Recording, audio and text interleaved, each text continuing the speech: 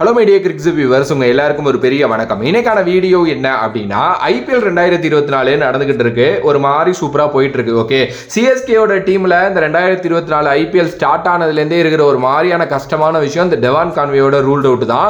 போன வருஷம் IPL 2023 CSK தட்டி தூக்குனதுக்கு ரொம்ப முக்கியமான ஒரு காரணம் வந்து பாத்தீங்கன்னா டெவான் கான்வே அப்படின்னே சொல்லலாம்.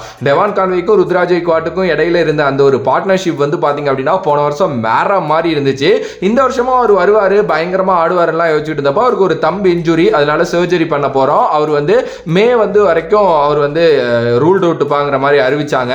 சரி ஓகே அப்படின்னு சொல்லிட்டு நம்ம இருந்தோம். ஏன்னா ரச்சின் ரவீந்திரா இருக்காரு, அவர் பார்த்துப்பாரு அப்படின்னு சொல்லிட்டு முதல் 2 மேட்ச் ரச்சின் ரவீந்திரா நல்லா விளையாண்டாரு.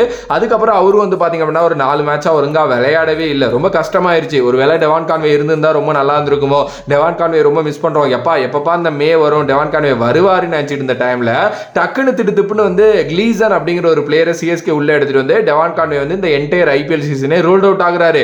சோ அதனால நாங்க இவரை பேக்கப்பா கொண்டு வரோம், இவர் வந்து ஒரு பவுலர்னு அறிவிச்சாங்க. அட போங்கடா அப்படிங்கிற மாதிரி தான் இருந்துச்சு. சரின்னு சொல்லிட்டு அந்த நியூஸ் ரிலீஸ் ஆகி ஒரு 2 நாள் தான் ஆகுது. ஆனா இன்னைக்கு வந்து பாத்தீங்கன்னா டெவான் கான்வே சென்னை வந்துட்டாரு.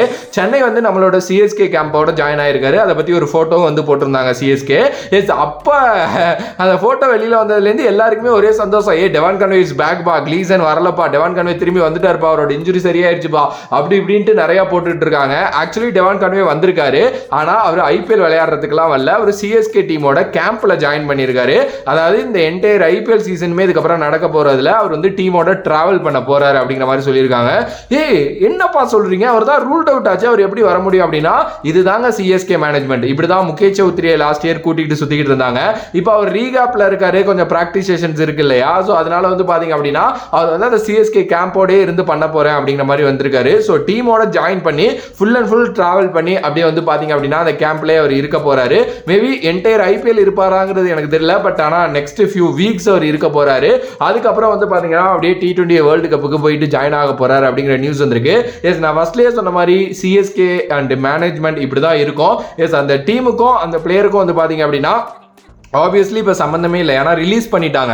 ஆனால் திருப்பி அவர் வந்து ரீகாப்புக்கு வர்றாரு, ஸோ அவர் டீமோட ஜாயின் ஆக போறாரு. அப்படிங்கிறப்போ அவரை கூப்பிட்டு வச்சு ஹோட்டல் கொடுத்து எல்லாமே பண்ணுறாங்க.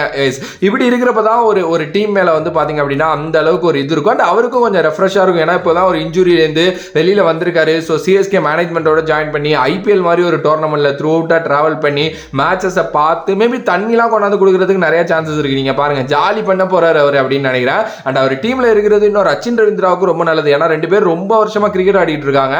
ஸோ நிறைய டிப்ஸ் கொடுப்பாரு. எப்பா இப்படி எல்லாம் ஆடுப்பா, இப்படிலாம் இருந்தால் தான் நல்லா இருக்கும் அப்படின்னு டிப்ஸ் நிறைய கொடுப்பாரு.